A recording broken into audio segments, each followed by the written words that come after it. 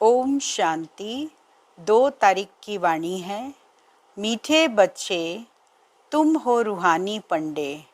तुम्हें ग्रस्त व्यवहार संभालते हुए कमल फूल समान बन याद की यात्रा करनी और करानी है। प्रश्न है, बाप बच्चों का कौन सा श्रृंगार करते हैं? किस श्रृंगार के लिए मना करते हैं? बाबा कहते, मीठे बच्चे, मैं तुम्हारा रूहानी श्रृंगार करने आया हूँ। तुम कभी भी जिस्मानी श्रृंगार नहीं करना। तुम बैगर हो, तुम्हें फैशन का शौक नहीं होना चाहिए। दुनिया बहुत खराब है, इसीलिए जरा भी शरीर का फैशन नहीं करो। गीत बजा है, आखिर वह दिन आया आज, जिस दिन का रास्ता तकते थे। हम बच्चों को राज्य भाग का वर्षा देने, विश्व का मालिक बनाने बाबा कहते हैं, अब सब भक्ति मार्ग में हैं। भक्ति मार्ग को ही रावण राज्य कहा जाता है। ज्ञान मार्ग सिर्फ एक बाप ही सिखलाते हैं तुम बच्चों को। उस बेहद के बाप को भक्ति मार्ग में सब याद करते हैं। अभी तुमको 21 जन्म के लिए ज्ञान की राजधानी मिलती है, फिर आधा कल्प तुम पुकारेंगे ही नहीं। हाय राम, हाय प्रभु कहने की दरकार ही नहीं रहेगी। हाय राम तब कहते हैं जब दुखी होते हैं। तुमको वहाँ दुख होता ही नहीं। अभी तुम जानते हो यह भी खेल बना हुआ है। आधा कल्प है ज्ञान का दिन, आधा कल्प है भक्ति की रात। इस चक्र को जानने से तुम चक्रवर्ती राजा बनेंगे। इसीलिए बाबा चित्र भी बनवा रहे हैं, जिससे सिद्ध हो कि हम इस चक्र को जानने से 21 जन्म के लिए राज्य भाग लेते हैं। अभी तुम बहुत हो गए हो, बड़ी रूहानी शक्ति सेना बनी है। तुम सब पंडे हो। बाबा भी पंडा है, उसको कहा जाता है गाइड। पंडा अक्षर शुभ है, यात्रा पर ले जाने वाले पंडे होते हैं। यात्री जाते हैं तो उनको एक गाइड मिलता है कि इनको यह सब दिखाओ। तीर्थ यात्रा पर भी पंडे मिलते हैं। बाबा कहते हैं, जन्म जन्मांतर तीर्थ यात्रा करते आए हो। अमरनाथ पर जाते हैं, तीर्थों पर जाते हैं, परिक्रमा लगाते हैं। वहाँ जाने समय फिर वही याद रहता है। घर बार धंधे धोरी सबसे दिल हट जाती है। यहाँ तुमको समझाया जाता है, अपने घर गृहस्थ में रहते हुए धंधा धोरी भी करते रहो और फिर गुप्त यात्रा पर रहो। यह कितना अच्छा है। जितना बड़ा धंधा करना है उतना करो। तुमको कोई बाहर की यात्रा आदि तरफ धक्के खाने की दरकार नहीं। अपने घर बार की भी पूरी संभाल करनी चाहिए। सेंसिबल अच्छे बच्चे हैं, वह समझते हैं हमको घर गृहस्थ में रहते कमल फूल समान रहना है। कुमार कुमारियाँ तो जैसे सन्यासी हैं, उनमें विकार है नहीं। 5 विकार से दूर हैं। अभी तुम बच्चे जानते हो, हमारा श्रृंगार ही और प्रकार का है, उनका और है।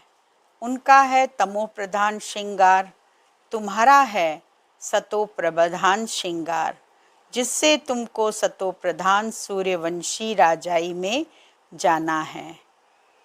तमो प्रधान जिस्मानी श्रृंगार जरा भी नहीं करो। दुनिया बहुत खराब है। ग्रस्त व्यवहार में रहते फैशनेबल मत बनो। फैशन कशिश करता है।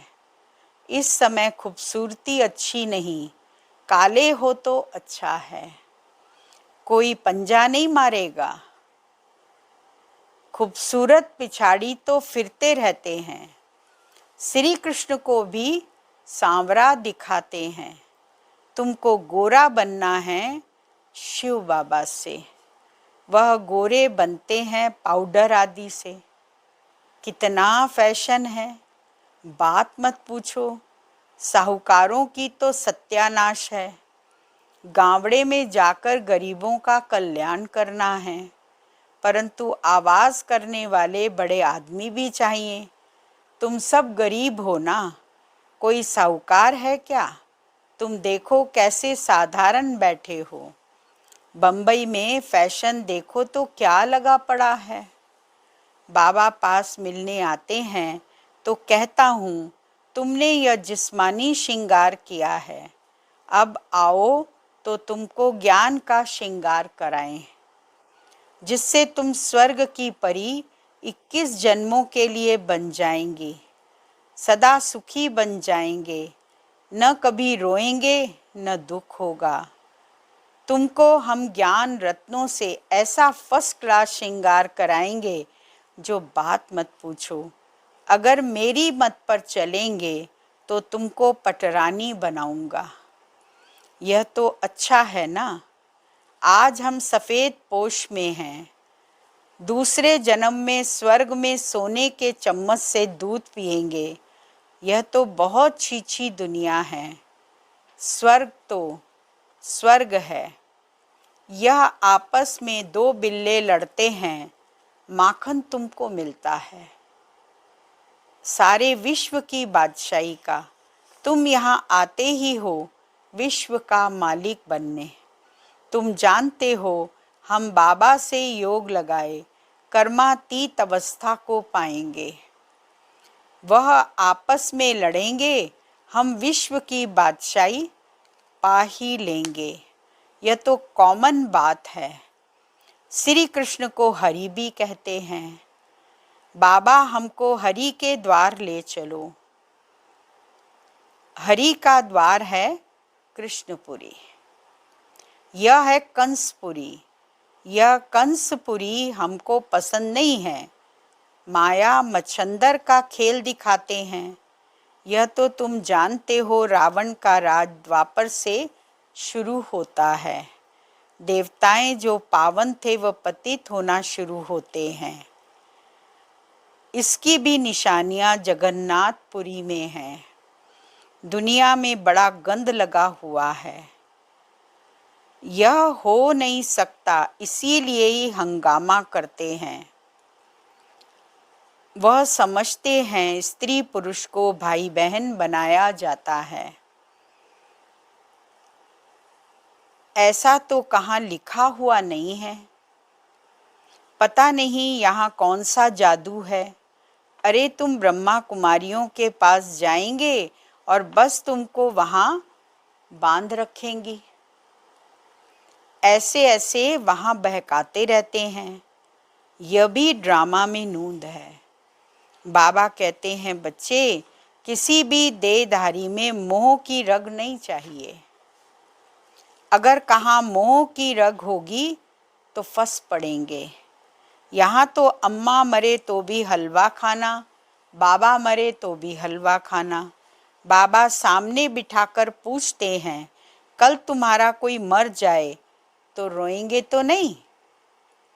आंसू आया तो फेल हुए, एक शरीर छोड़ दूसरा लिया, इसमें रोने की बात क्या है?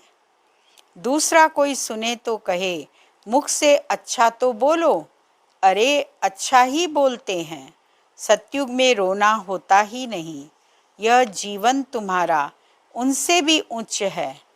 तुम हो सबको रोने से बचाने वाले, तुम फिर कैसे रोएंगे?